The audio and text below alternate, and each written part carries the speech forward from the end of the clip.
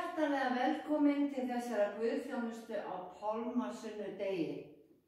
Kyrravika hafin og það óhætt að segja að þetta verði kyrr vika vegna hertra aðgerða í sóttvörnum. Texti dagsins fjallar að sjálfsögðu pálmasunnudag þegar að Jesús reið inn í Jerúsalem, en ég ætla að tala fólkið sem sagt frá í textanum. En við skulum byrja á því að signa okkur og við segjum saman í nafni Guðs Föður, Sonar og Heilags Anda. Amen.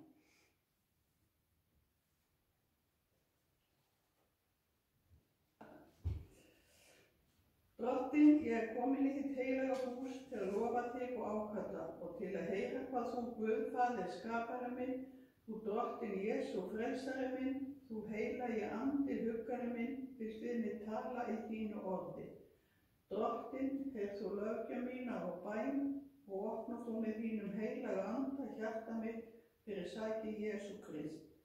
Að ég fyrir þitt orð yðri synda minna, trúi á Jesú í lífi og dauða og taki framförum í kristilegu hugafari og líferni. Bæna í það og Guð fyrir Jesú Krist. Amen. Við skulum byrja. Eilífi Guð sem lést son þinn frelsara okkar Jesú Krist auðmýkja sig og ganga í dauðan á krossi, veit okkur af miskunn þinni að líkjast honum í hógværð hjartans og eiga hlutdeild í upprisu hans. Fyrir son þinn Jesú Krist, Drottinn vor, sem með þér lifir og ríkir í einingu heilags anda, einn sannur Guð aldir alda. Amen. Fyrri ritningalestur úr Sálmi 118 og hljóðar þannig.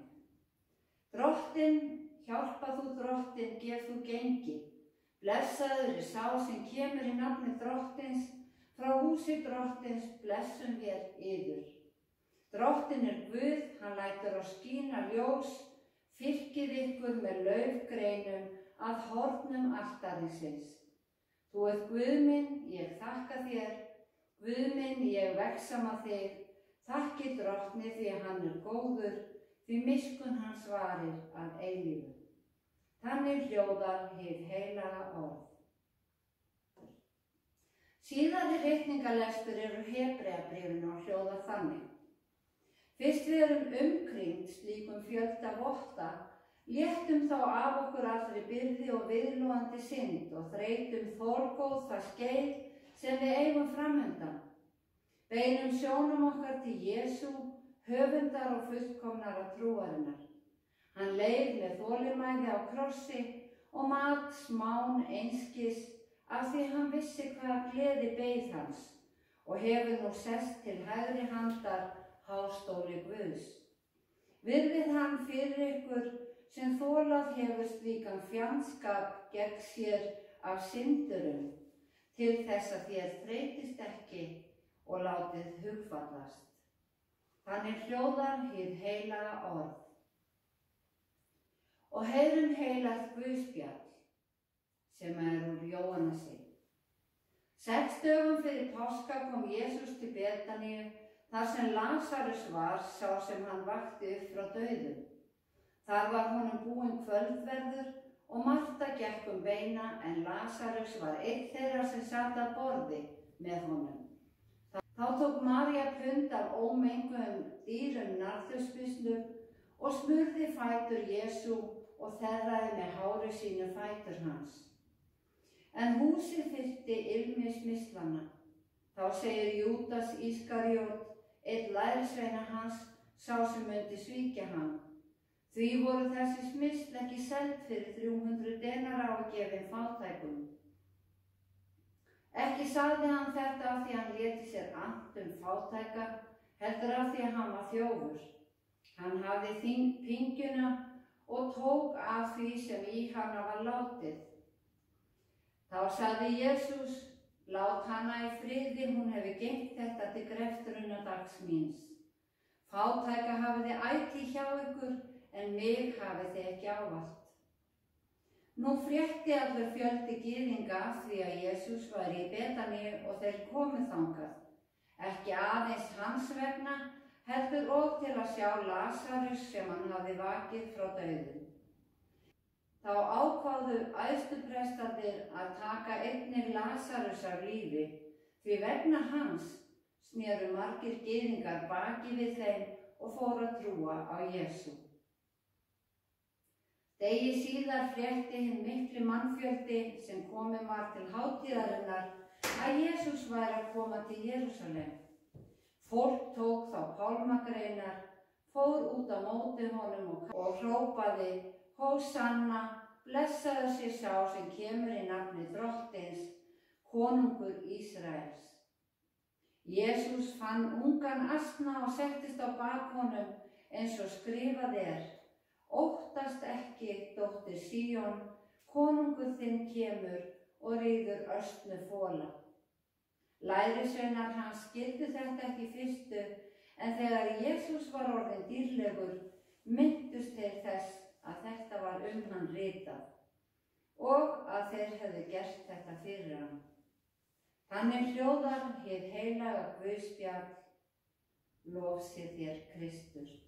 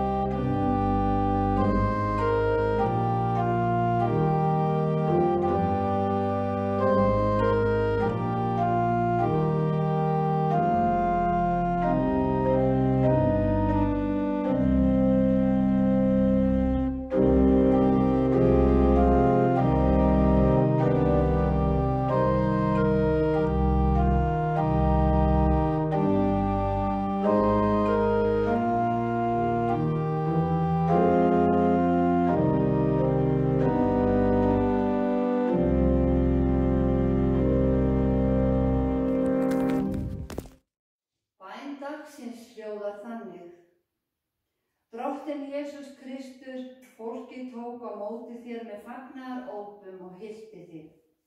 Samt skildi það þig eftir einan, svo þú yrðir pyntaður og deyddur. Gefðu okkur náð til að þekkja okkur sjálf og sjá hvað í okkur býr. Hjálpa þú okkur að koma með það allt til þín, að þú blessir það og bætir með kærleika þínum. Amen. Náð sé með yður og friður frá Guði vorum og Drottni Jesú Kristi. Já, í dag pálmasunnudagur og frásögn dagsins fjallar innreið Jesú til Jerúsalem 6 dögum fyrir páska. En ég valdi að beina athyglinni að fjölskyldunni í Guðspjallinu. Því þegar við fæðumst, þá fæðumst við inn í fjölskyldu. Og fjölskyldan verður einhvers konar öryggisnet fyrir okkur. Og í uppvextinu þegar eitthvað bjátar á, kysst á báttið, huggað og hrósað, við fáum sem sagt stuðning. Við erum öll litlar fjölskyldu einingar sem eru síðan hluti af stærra fjölskylduneti. Þar sem afar og ömmur bætast inn frændur og frænkur. Þannig að ef eitthvað óvænt gerist, hafa flestir sem betur fer marga sem þeir geta leitað til. Á tímum Jesú gegndi stórfjölskyldan álíka hlutverki og félagsmálastofnun. Tengslin voru sterk á meðan að fólk bjó á sama stað, en ef að fólk flutti, var það að treysta á að fá bara fréttir öðru hvoru. Guðspjallstextinn sem var lesinn áðan sagði frá systkinum sem bjuggu saman. Guðspjallið segir að daginn áður en Jesús fór til Jerúsalem eða 6 dögum fyrir páska hafi hann komið til Betaníu og þegið kvöldverð heima hjá Lasarusi, þeim sem hann reisti upp frá dauðum. Marta og María voru þar líka og það er María sem smyr fætur Jesú með ómenguðum dýrum nardusmislum og þerrar síðan fætur hans með hári sínu. Það fylgdi frásögninni að smyslin voru 300 denara virði. Við þekkjum Mörtu og Maríu. Það eru guðspjöll Lúkasar og Jóhannesar sem segja frá því að þær séu systur. En aðeins Jóhannesar guðspjall segir frá bróður þeirra Lasarusi. Guðspjöll Matteusar og Markúsar eru síðan með annars konar frásagnir sem er hægt að flétta við til að stækka myndina. En hvers vegna virðast systkinin búa saman þó þau séu öll orðin fullorðin? Hvers vegna bendir ekkert til þess að þau séu gift? Á þessum tímum gáfu menn dætur sínar svo fljótt sem hægt var, því annars var hætta á að þær yrðu skemmt vara. Eftir að dæturnar voru komnar í hjónaband voru þær orðnar hluti af fjölskyldu eiginmannsins. Þess vegna var mjög mikilvægt að eiga syni því þeir höfðu þær skyldur að hugsa foreldrana í ellinni. Við getum aldrei komist að afdráttarlausum sannleika þessa fjölskyldu, en við getum skoðað þá möguleika sem Biblían býður upp á með því að raða saman brotunum úr öllum 4 guðspjöllunum. Lúkasar guðspjall segir okkur að eitt sinn hafi Jesús og lærisveinar hans komið í þorp nokkurt og kona að nafni Marta bauð honum heim. Hún átti systur sem hét María og settist við fætur Drottins og hlýddi á orð hans, en Marta lagði allan huga á að veita sem mesta þjónustu. Við þekkjum þessa sögu og svar Jesú þegar að Marta kvartar yfir því að María hjálpi henni ekki. Marta, Marta, þú ert áhyggjufull og mæðist í mörgu. Þá vitum við að Marta bauð Jesú og lærisveinum hans heim og María settist við fætur hans. Fleiri eru ekki nefndir en konur og þá sérstaklega ungar konur bjuggu ekki einar á þessum tímum. Jóhannesar guðspjall bætir Lasarusi við frásögnina þegar hann er reistur upp frá dauðum. Þar kemur fram að hann er bróðir þeirra. Og þau eru frá Betaníu sem var 15 skeiðrúm eða 2,9 kílómetra frá Jerúsalem. Og þar er tekið fram að þessi María er svo sama og smurði Jesú smyrslum og þerraði fætur hans með hári sínu, eins og við heyrðum áðan lesið. Í þeirri frásögn var Lasarus sjúkur og systurnar senda orðsendingu til Jesú. Drottinn, sá sem þú elskar, er sjúkur. Þessi orðsending segir okkur að Jesús hafi þekkt systkinin áður, þó að engar frásagnir séu það. Skilaboðin sögðu ekkert hvað veiki væri að ræða, en hún hlýtur að hafa verið alvarleg. Frásögnin nefnir þorpið, Betaníu, þessi 3 systkini og nokkra gyðinga sem komu til að hugga systurnar þegar Lasarus var dáinn. En það er ekki talað foreldra. Þetta hefur ekki verið stór fjölskylda á þessum tíma og frekar einangruð. Marta og María virðast hafa unnið heimilisverkin sjálfar, en ekki sökum fátæktar. Það er ekki fátæk kona sem á smyrsl, sem eru 300 denara virði. Og við vitum af sögulegum vingarðinn að verkamaðurinn fékk 1 denar í daglaun, svo að þessi smyrsl kostuði nærri árslaun. Já, það er nefnilega þessi smyrsl. Í guðspjalli dagsins sagði Jesús að María hafi geymt þessi smyrsl til greftrunardags hans. Öll guðspjöllin eru með frásögn af konu sem smyr fætur Jesú með smyrslum eða olíu. Frásagnirnar eru ekki nákvæmlega eins, en hin 3 guðspjöllin segja Jesú vera í mat hjá Símoni líkþráa. Eitt guðspjall segir Símon vera farisea. Markúsar guðspjall og Jóhannes nota sama orðalag. Konan var með ómenguð dýr nardusmist sem voru 300 denara virði. Ef Jesús var í mat í húsi Símonar líkþráa, þá hefur Símon greinilega læknast. Það er ekkert sem hefði einangra fjölskyldu meira en holdsveiki.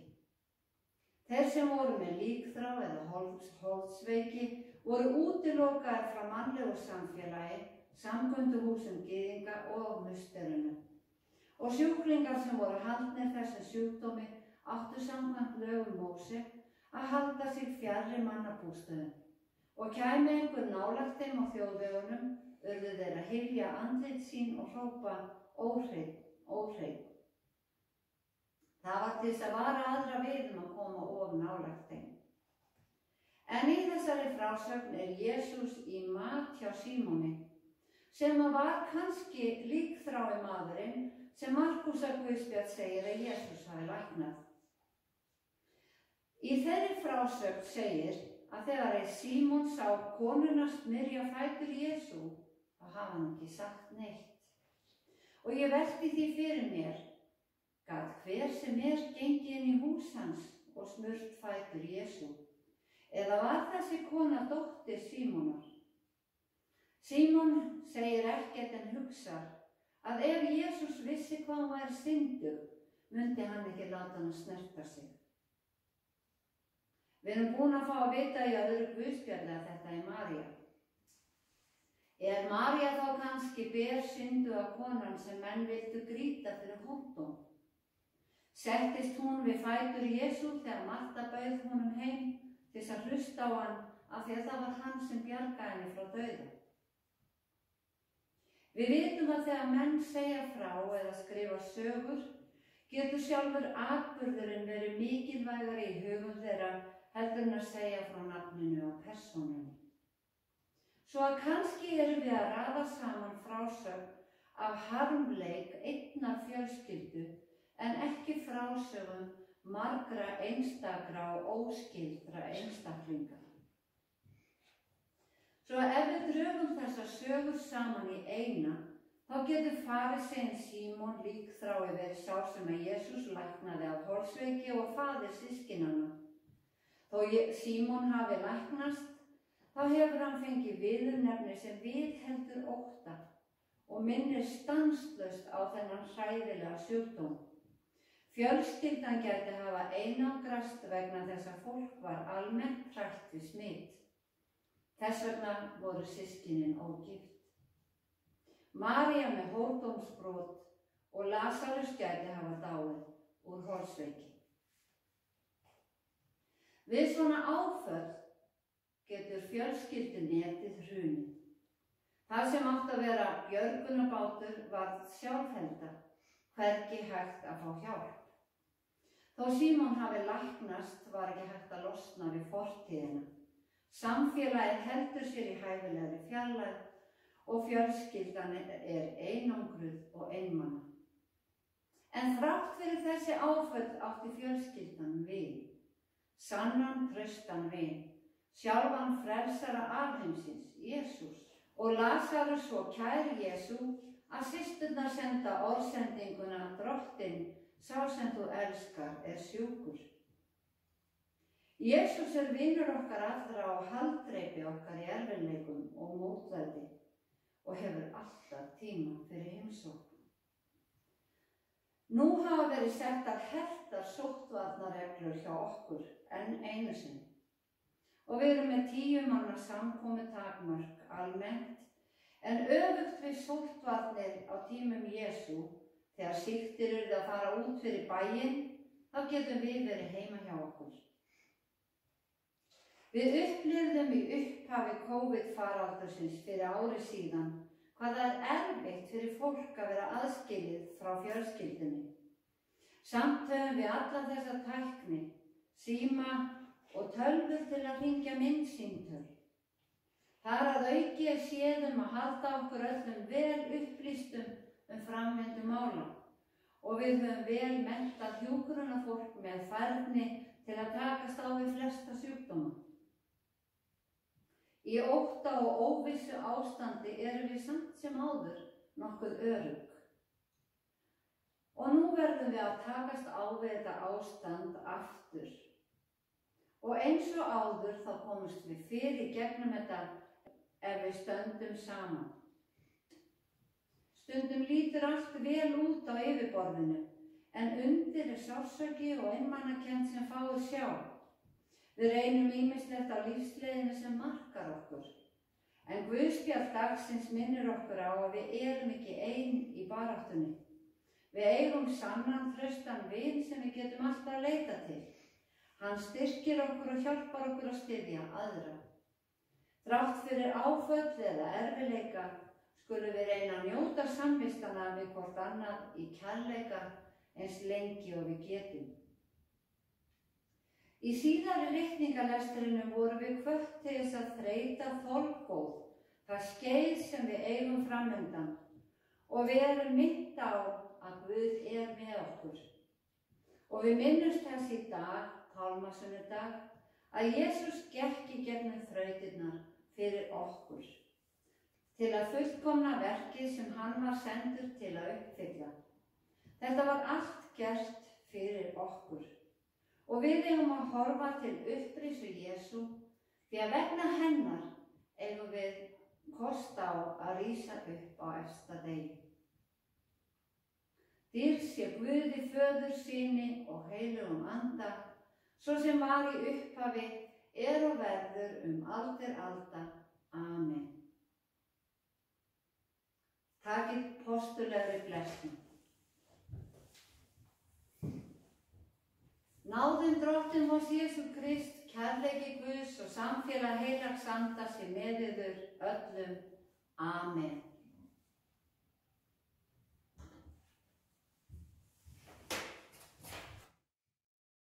Við skulum biðja. Drottinn minn og Guð, bænheyr mig, sæki gæsku náðar þinnar, snúð þér að mér af mikilli miskunn þinni, við lofum þitt nafn og þökkum þér fyrir kærleika þinn. Drottinn minn og Guð, þakka þér fyrir að þú umvefur okkur og veitir okkur öryggi skjól og ert okkar athvarf í lífinu. Hjálpa okkur að hlúa að hvert öðru og vera kærleiksrík, vertu með okkur alla daga. Hjálpa okkur að hafa kærleiksboð þín að leiðarljósi. Þakka þér fyrir þitt heilaga orð sem styður okkur og styrkir og gerur okkur staðföst í trúnni. Fyrir Jesú Krist Drottinn vor. Og allar bænir voru felum við í þeirri bæn sem að Drottinn kenndi okkur og við segjum saman: Faðir vor, þú sem ert á himnum, helgist þitt nafn, tilkomi þitt ríki, verði þinn vilji svo á jörðu sem á himni. Gef oss í dag vor daglegt brauð og fyrirgef oss vorar skuldir, svo sem við og fyrirgefum vorum skuldunautum. Eigi leið þú oss í freistni, heldur frelsa oss frá illu, því að þitt er ríkið, mátturinn og dýrðin að eilífu. Amen.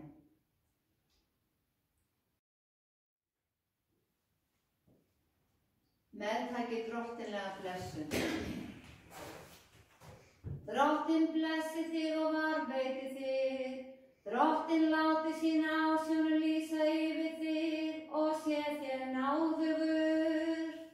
Drottinn upplyfti sínu augliti yfir þig og gefi þér frið.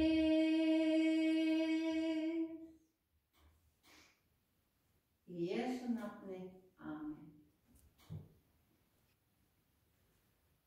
Drottinn, ég þakka þér fyrir það að þú hefur leyft mér að taka þátt í sameiginlegri guðsþjónustu safnaðarins og þannig minnt mig á hverju ég á að trúa, hvernig ég á að breyta og hvers ég má vona. Hjálpa mér nú Guð minn með þínum heilaga anda til að varðveita þitt orð í hreinu hjarta, styrkjast af því í trúnni, læra því að taka framförum í guðrækilegu lífverðni og hugga mig við það í lífi og dauða. Amen. Hosanna.